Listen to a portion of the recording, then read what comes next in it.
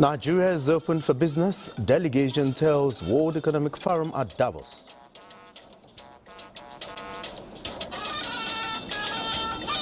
Under the current environment, it is profitable and is worthwhile investing in the Nigerian economy. Federal government assesses progress of key federal road projects.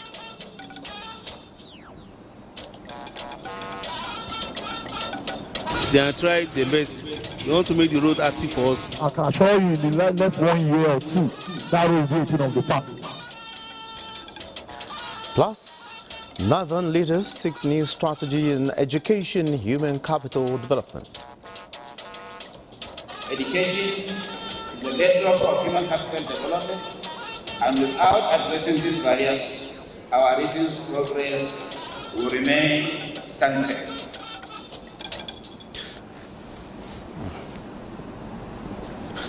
Good evening and welcome to the Network News. I am Olajide Bello. Joining me from Lagos is Adiola Komiakere. Benny Adams will be our guide on the business news segment. Benny, what do you have for us tonight?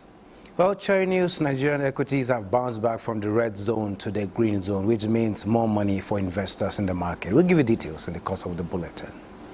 All right, many thanks, Benny. While Francisca Bile will be keeping us up to speed with happenings in the world of sport. Francisca. Of course, the Super Eagles of Nigeria have been ranked 26th in the world according to the latest FIFA rankings after an impressive performance at the just concluded African Cup of Nations. All right, many thanks, Francisca. Remember, you can watch this broadcast live on our website, nta.ng/live, and on our other social media handles displayed on your screen. The presidency of Bola Tinubu is working to ensure the smooth conduct for national census that will be credible and acceptable. The Minister of Information and National Orientation, Mohammed Idris, reassured when he received the management of the National Population Commission led by the chairman, Aminu Yusuf, during a Katsa visit. Saliu Abdullahi Gwanara reports. Nigeria's growing population has increased the demand for demographic data to boost national development. This interaction is keeping the dream for another census alive, as the government spokesman assured that the ministry he's supervising will remain worthy and committed to the task of propagating government activities, including the conduct of a transparent census. The consensus here by these stakeholders is that the delay to conduct a census is not a denial, but part of government plan to make sure that every Nigeria is accountable for on a national database. It can only be doing your administrative matters there. The international community and people from the country are waiting for that vital legal part of the processes, and that is the national proclamation by the President and Commander-in-Chief. He is the only one that can do that, not the chairman, not any minister. So we await Mr. President for that proclamation. And I'm aware that Mr. President is working and putting all things together to ensure that this census happens at a time that it will be so credible for Nigerians and the international community to trust. And this is exactly what he is going to do. Beyond census preparation, the Commission continues to execute population-related activities that are fundamental to governance, planning, and sustainable development in Nigeria. With barely a month in office, the chairman is intensifying advocacy drive to seek support and collaboration with relevant stakeholders, particularly the public media, to promote national awareness pending the time a national census will be conducted. In Abuja, Salihu Abdullahi Gwanara, NTA News. And away from population matters, we must align our narratives with our progress, address our weaknesses honestly, and project Nigeria with confidence and clarity. This was the position of the Minister of Information and National Orientation, Mohammed Idris, at the opening of Nigeria's first Reputation Summit. Harman Jabani reports. In the modern global order, reputation has become a form of national power with far-reaching implications for citizens. It is subtle but influential force that shapes political, economy, and social engagement. It is against this backdrop that the Nigerian Reputation Management Group, a project of the Nigerian Institute of Public Relations, conveyed the country's first Nigeria's Reputation Summit. Minister of Information and National Orientation, Mohammed Idris, noted that Nigeria's reputation score of 35.2% places the country in low trust band, highlighting a gap between its vast potential and global perception. Nigeria's reputation must also be viewed through broader lenses. Our democracy has endured more than 27 uninterrupted years. Political participation is open, plural, and competitive. Our press remains one of the freest in the world. These are not small achievements, and they speak directly to leadership, to credibility, and to communication, which are key pillars of building any reputation. Yes, there are a few people amongst us who choose a path that gives us a cause for concern, but they do not define us. Speakers at the summit describe it as a national call to action. When we talk about better Nigeria, better reputation, we're not imagining an abstract ideal. We are building on actual achievements. We must have that positive disposition to whatever we are doing. Remember, reputation first. With this summit, we have taken the bold stride to harness and coordinate and drive effectively the reputation of our nation, Nigeria. Participants emphasized that the summit must not end as a conference, but begin a movement, one that connects our citizens into a shared national reputation strategy. Hamad Jabani, NTA. On talking health, the National Primary Healthcare Development Agency has inaugurated a new National Emergency Operations Center team to tackle polio in Nigeria. The CEO of the agency, Dr. Muiwa Aina, who inaugurated the team in Abuja, emphasized the need for a problem-oriented solution framework and data-driven decision-making. Nigeria has made significant progress in polio eradication with a 35% decrease in detections in 2025, and the country aims to interrupt circulating variant type 2 polio virus by 2026 with support from the World Health Organization, WHO, and other partners. We want to re-empower the NEOC to do what an NEOC should do, which is a delivery unit. There's a command and control structure for any emergency response. And so we're re-centralizing decision-making. I strongly believe that if we're able to do this, the road of polio virus interruption is going to be smooth and easy for us. But let me say clearly that, of course, there will be challenges along the line. But with teamwork, dedication, we will get there. Its member team is expected to deliver effective responses and focus on actions and results in polio eradication. And on infrastructure development, motorists nationwide are set to benefit from improved high-quality road infrastructure and a development expected to boost economic activities and enhance national prosperity. Usman Zubairo reports that these assurance was reiterated during a media tour organized by the Federal Minister of Works to assess the progress of ongoing road projects across the North-West region. The national media tour cutting across the 6 geopolitical zones is aimed at showcasing and evaluating ongoing federal road projects while highlighting achievements under President Bola Ahmed Tinubu's renewable agenda. The inspection focused on the commissioning of emergency intervention roads as well as engagement with the media, engineers and local stakeholders. During the tour, the team visited Section 2 of the Abuja-Kaduna-Kano Expressway, an ongoing project funded through direct tax intervention. Work on this section is progressing steadily and is expected to be completed by the end of 2026. They have tried their best. They want to make the road active for us. So we thank God for government as they remember the road for us. We want to appreciate this effort along Abuja Kaduna. I can assure you in the next 1 year or two, that will be a thing of the past.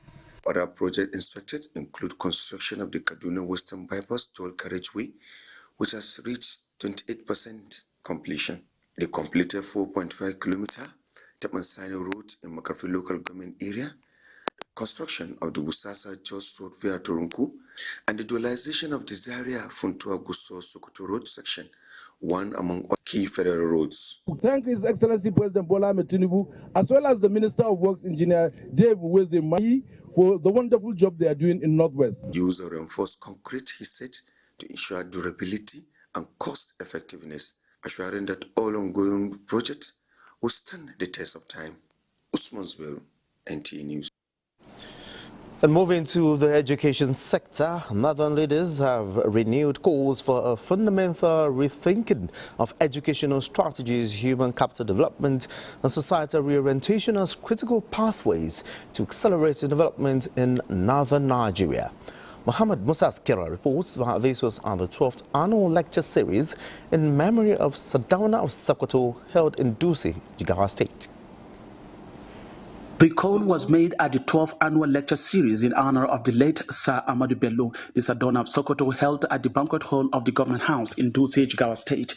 Guest speaker at the event, Professor Rukayetu Ahmed Rufai, underscored the central role of education in driving regional development. Millions of children remain outside the classroom due to overlapping pressures. In separate remarks, the Vice President, Senator Kashim Shettima, Chairman of the Northern Governors Forum, Governor Inwaiha, the host Governor Umar Namadi, and the Chairman of the Board of Trustees of the Sardauna Memorial Foundation, Maazu Babangida Aliu, called for a united and coordinated response to the region's challenges.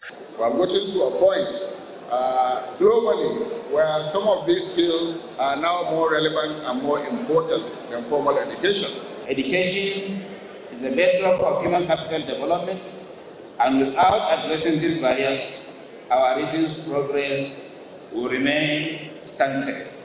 Individually, the 19 state governors are diligently fulfilling their respective constitutional mandate to ensure the security and welfare of our students. Many of our schools, there are no science teachers, no mathematics teachers, and then we are now in the 21st century. Please. And this is not only left to government. The highlights of the event was the presentation of Lifetime Achievements Awards to 5 distinguished Nigerians of northern extraction for their outstanding contributions to national development. At the close of the lecture series, Niger State was announced as the host of the 13th annual lecture series of the Sardauna Memorial Foundation. In Dutse, Muhammad Musa Askira, NTA News. And away from the education sector, the National Drug Law Enforcement Agency says there is no hiding place for drug traffickers as the Chief Executive Officer begins another 5-year tenure. Sarwa Khalil Ibrahim reports that frontline officers and men in the fight against narcotics were given a pat on the back. What is inside? Same what? Behind every illicit drug user lurks a supplier. And like a cancerous worm, illicit substance use eats deep into the fabric of our society. Behind the scenes, however, the war against illicit substance abuse and drug trafficking is ongoing, led by these men and women, their lives always on the line in a bid to rid the society of illicit substances. This transition is a testament to your sweat, your bravery, and your unwavering commitment to making Nigeria a drug-free nation. That remains our goal. Nigeria's anti-narcotic agency affirms that significant progress has been recorded in arrest and seizure, and the NDLEA promises a tightened grip to halt the menace. We will not rest until every drug baron is behind bars. Every trafficker is intercepted. As the chief executive begins another 5-year tenure, officers are admonished to brace up for more tactical and sophisticated operations that will translate to a drug-free Nigeria. In Abuja, Salwa Khalil Ibrahim, NTA News. You're watching the Network News. More reports when we return. Thanks for being there. Now to political party matters. The All Progressives Congress, APC, has taken its first regional step towards reviewing its constitution nationwide with the Northeast Zonal Constitutional Amendment meeting held in Maiduguri, the Borno State capital. Pauline Kujevana reports. The meeting brought together governors, party leaders, lawmakers and key stakeholders from the 6 Northeast states. Participants reviewed strides by APC government and critical sections of the party's constitution, made submissions on areas requiring reform, and proposed amendments to promote inclusiveness, transparency, effective dispute resolution, and stronger grassroots participation. We remain deeply appreciative of Mr. President for his purposeful leadership and pragmatic policy initiatives, which are deliberately geared towards fulfilling the yearnings and aspirations of the ruling APC and delivering tangible dividends of democracy to the populace. It was time to have a closer look at the APC constitution with a view to make it more inclusive. The review also opens rooms for redefining and re-articulating the party's ideology. In anticipation that we are going to have a more inclusive and gender-friendly constitution in our party, APC. The forum also provided members with the opportunity to freely air concerns and contribute to shaping the party's future direction ahead of forthcoming electoral cycles, where it was cautioned that all acts capable of tarnishing the image of the party at ward, state and national levels be avoided. In Maiduguri, Pauline Kujevana, NTA News. The Federal High Court, Abuja, has ordered the Independent National Electoral Commission to recognize and publish names of candidates forwarded to it by the National Chairman of the African Democratic Congress, ADC, Senator David Mark, in respect of the February 21 Area Council's election in the FCT. Justice Mohammed Umar gave the order while delivering judgment in a case filed by 17 candidates of the ADC, challenging INEC's refusal to give them electronic access to enable them contest for elective positions in the forthcoming area council elections.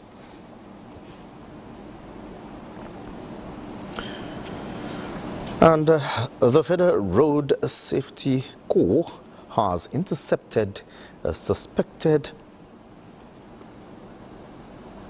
child trafficking operation in Nyanya, Abuja. In a statement, the Corps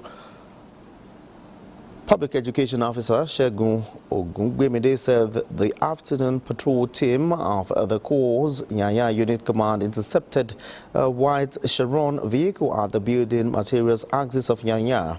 The vehicle, driven by one Nanle John, was traveling from Shandam Plateau State to Kayama in Kwara State.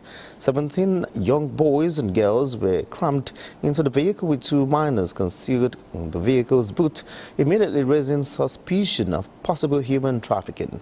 Upon being alerted, the National State Commissioner of Police, Shatima Muhammad, ordered the rescued young persons to be taken into protective custody at the State Criminal Investigation Department, Lafia, while directing a comprehensive investigation to dismantle any network connected to the suspected trafficking attempt.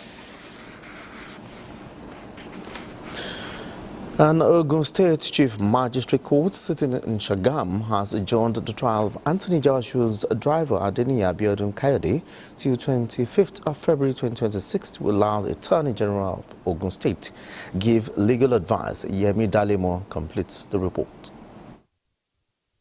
The defendant was arraigned on 4-count charge, which includes that he drove in a manner dangerous to members of the public, resulting in a fatal accident causing the untimely death of 2 persons, reckless driving, negligence, and being at a speed without care and attention and reasonable consideration of other road users, which caused injuries to the British heavyweight boxer Anthony Joshua, and the suspect drove without a national driver's license. At the resumed hearing of the matter, the prosecution counsel Richard Nijime informed the court that he will be calling 4 witnesses, 3 of whom were present in court, but begged the court for an adjournment to allow him send the case file to the State Attorney General for legal advice. The defense counsel, Olalekan Abiodun, objected to the application, noting that the matter is for definite hearing and that the prosecution have ample time to have transferred the case file to the State Attorney General. Adjournment cannot be made on a platter of gold, and it cannot be made by the way. You must have a reasonable ground. The Chief Magistrate Olufunmilayo Shomefun, in a ruling, explained that justice is tripartite and ordered the prosecution to transfer the case file to the Attorney General of the state to render legal advice. In Abeokuta, Yemi Dalemo, NTA News. And away from the judiciary, members of Tangley community from Blue local government area turned out in large numbers at the government house to demonstrate their collective strength and loyalty to Governor Muhammad Inuwa Yahaya.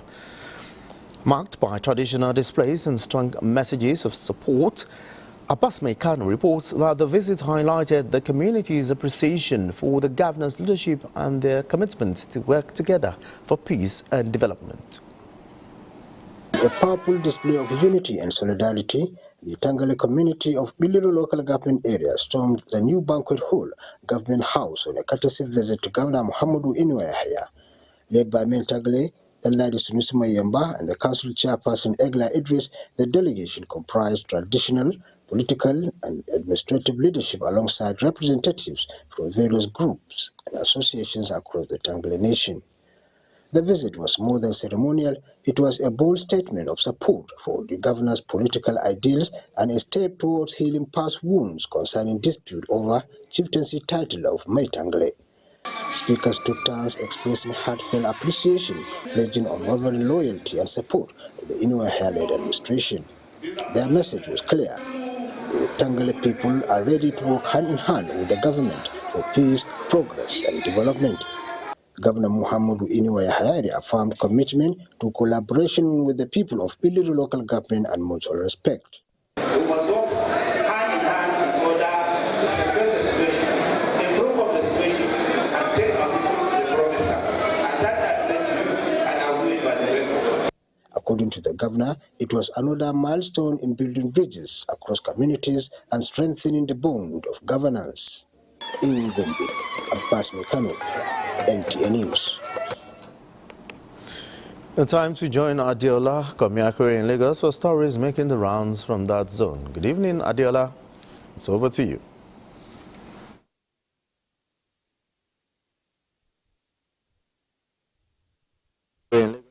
Lajide.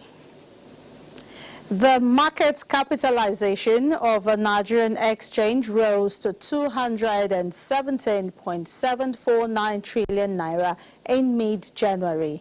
Economic experts have projected a 40% growth in 2026, given the impressive performance of the market. Amaka Owo reports.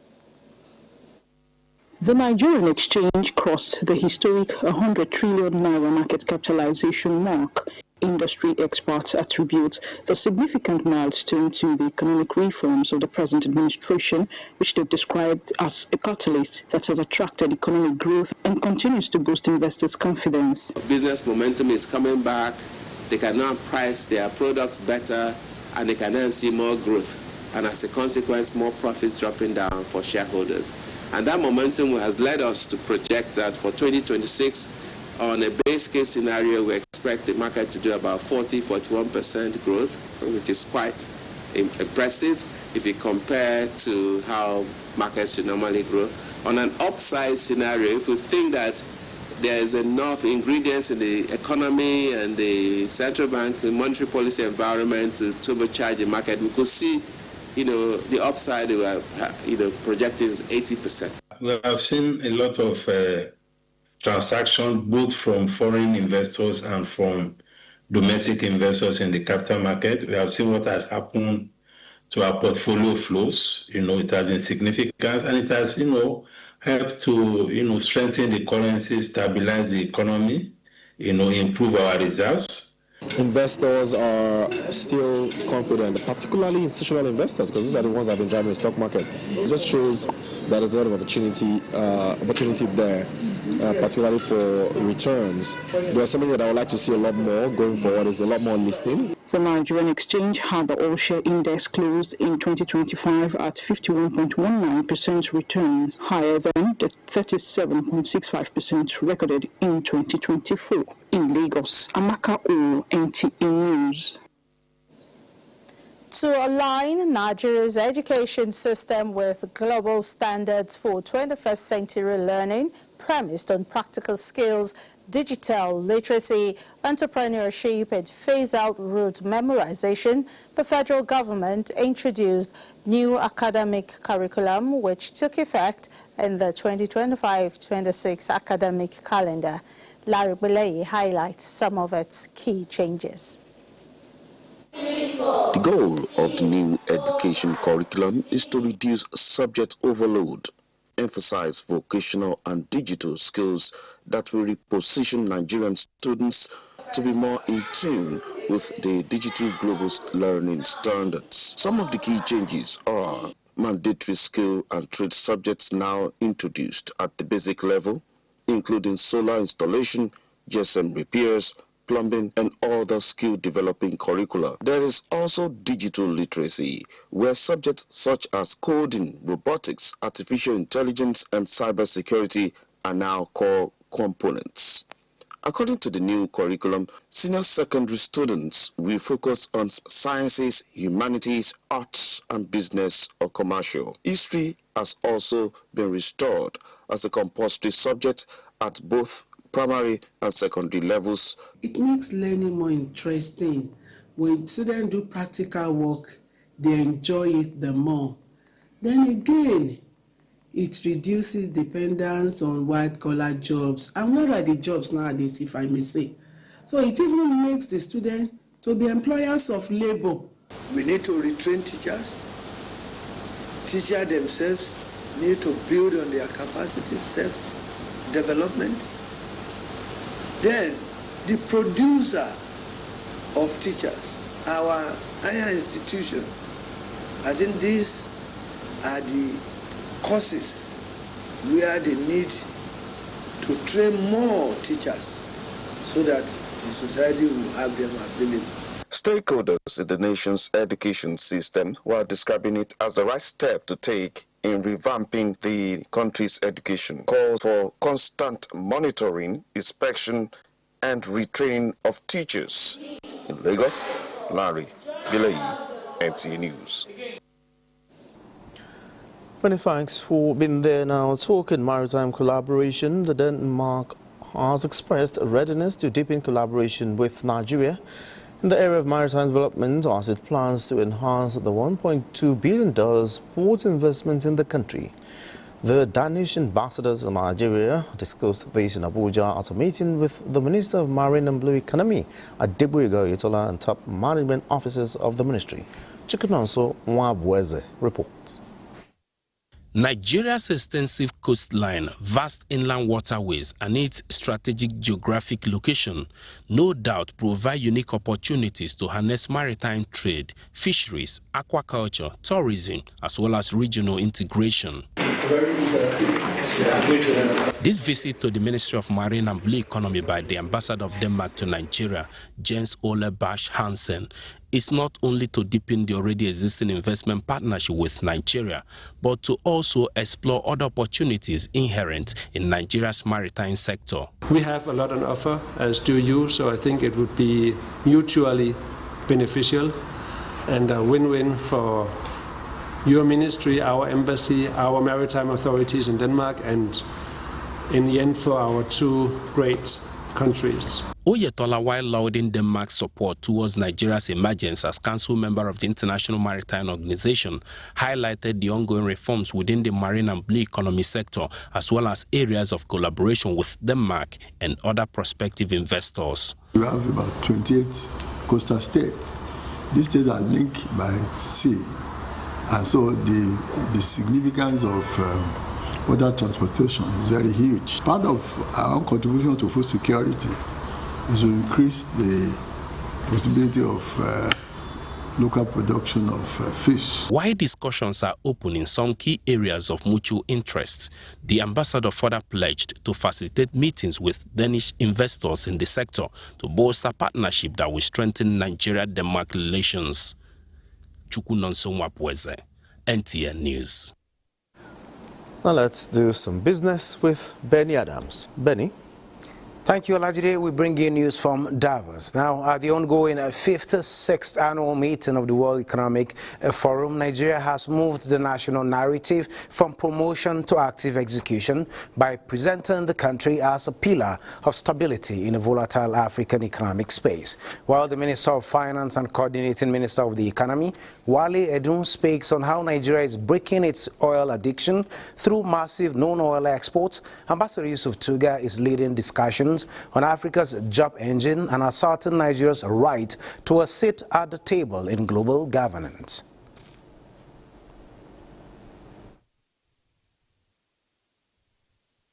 That I really feel is that the same policies that attract foreign investors also attract domestic investors, and we do have the access to the diaspora investors as well as Nigerians that currently maybe under an inflationary environment would now look to invest. And so I think our ultimate optimism is to convince Nigerians that under the current environment, it is profitable and is worthwhile investing in the Nigerian economy. Fantastic.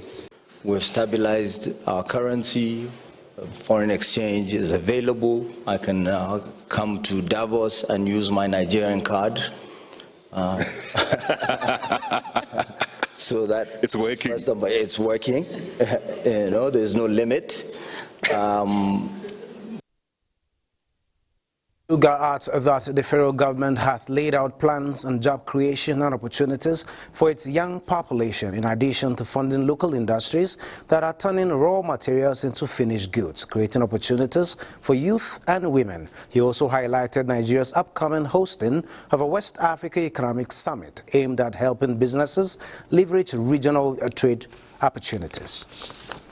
Now, a quick look at the markets from Nigeria to South Africa and Namibia. The Nigerian Stock Exchange was characterized by a massive influx of liquidity despite a 22% drop in the number of deals. The sheer scale of those transactions grew, with volume rising by 26% and turnover jumping by 35% to nearly 20 billion naira. Now, market capitalization held firm at 106.4 trillion naira, proving that the Nigerian market remains a heavyweight destination for regional capital. And over to Johannesburg stock market, the atmosphere was one of calculated optimism, with all share index recording a modest rise of 0.32%. The market also began to look past the resource-heavy dominance of 2025. While looking at the Namibia market, the stock exchange there continues its role as a quiet, reliable performer of the South, showing a consistent growth throughout the day. That is it on Business Tonight. Olajide, you can take it from here. It's always a pleasure doing business with you, Benny. Many thanks. World leaders, corporate giants and policymakers have gathered at the Swiss Alps for the 56th annual meeting of the World Economic Forum in Davos, one of the most closely watched global gathering of the year. Glory Agbo reports. Heads of state to tech titans. The lineup is historic.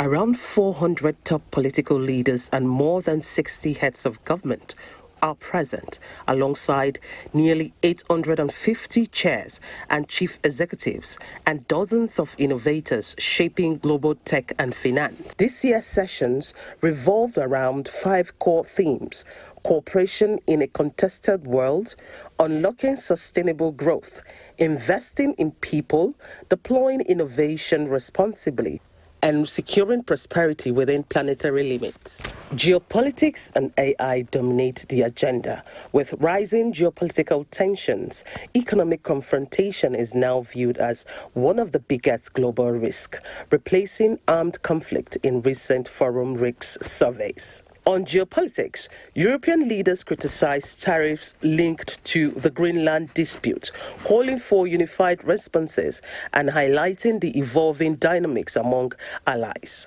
When geopolitical developments are fast-moving, when long-standing trade and economic architectures are being redrawn, and when technological forces are reshaping our industries and societies. Critics of Davos argue that despite the high-profile talks, what is lacking is concrete action on inequality, climate change, and inclusive growth. Davos remains the premier stage to shape global priorities for the year ahead. Glory Agbo, NTN. Another break beckons. The news continues. Many thanks for being there. Now let's join Francisca Belair for Sport Update. Francisca? Hello. Olajide, welcome to Sports Updates. Now, the Super Eagles of Nigeria have climbed 12 places in the latest FIFA World Rankings following their impressive performances in Morocco. The three-time African champions will finish third at the recently concluded tournament behind Senegal and host Morocco, moved up from 38th to 26th globally. The rise also places Nigeria third in Africa behind Morocco and Senegal, highlighting the team's growing stature on the international stage. Now, the UEFA Champions League returns tonight with 9 fixtures across Europe. In early action, Club Brugge beat Kairat Almaty 4-1, while Bodo Glimt stunned Manchester City 3-1 as FC Copenhagen faced Napoli in an ongoing clash. Elsewhere, Arsenal visit Inter Milan at the San Siro. Real Madrid meet Monaco and Tottenham take on Borussia Dortmund. Villarreal face Ajax, Olympiacos host Bayern Leverkusen, and Sporting CP welcome PSG in a packed night of European football. To tennis, Naomi Osaka once again proved she is as bold with her fashion as she is with her tennis, turning heads on day 3 of the Australian Open in a striking jellyfish-inspired outfit that instantly made waves.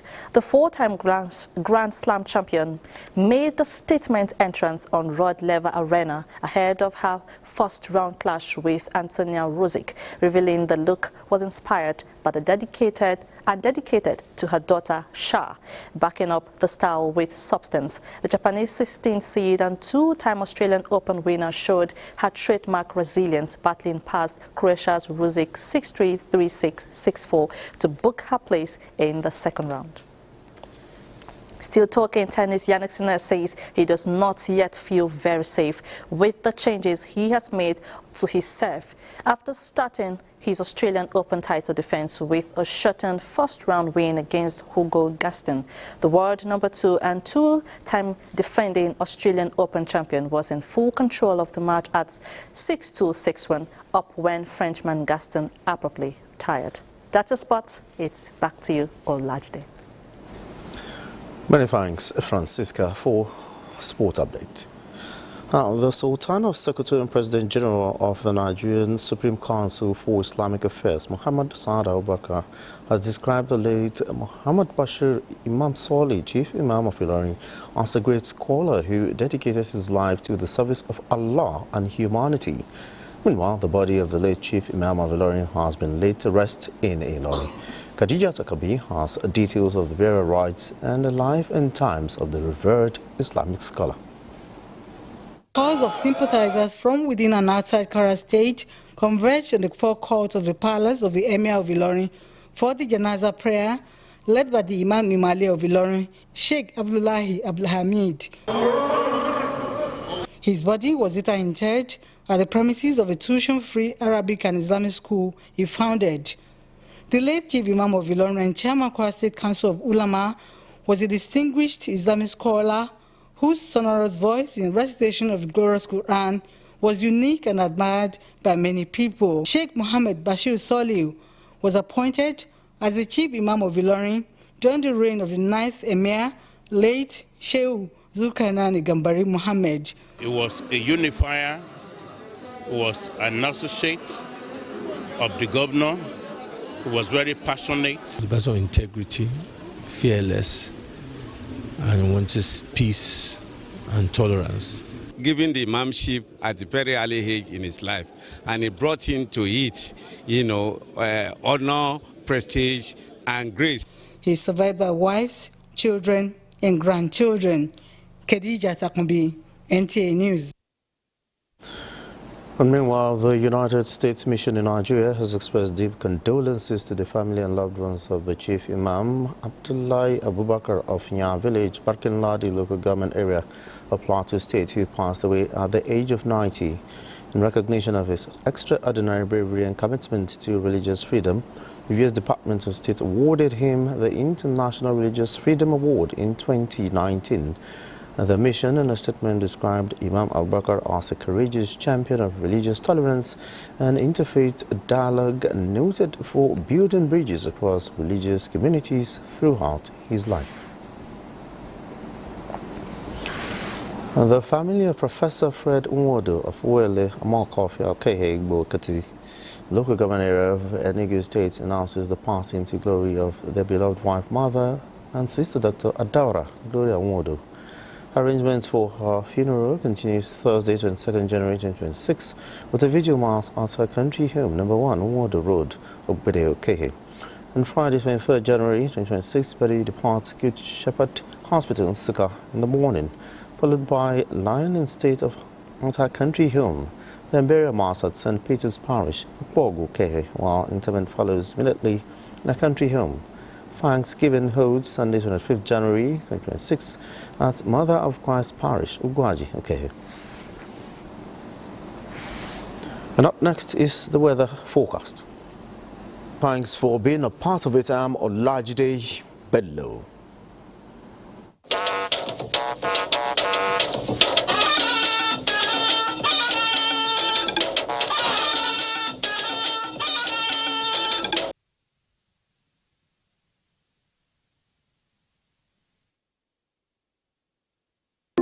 Nigeria is a country of many cultures, languages, and beliefs. But despite our differences, there is one thing that unites us all: our love for this great nation. Sometimes we may feel that we need to go fast and go alone, but when we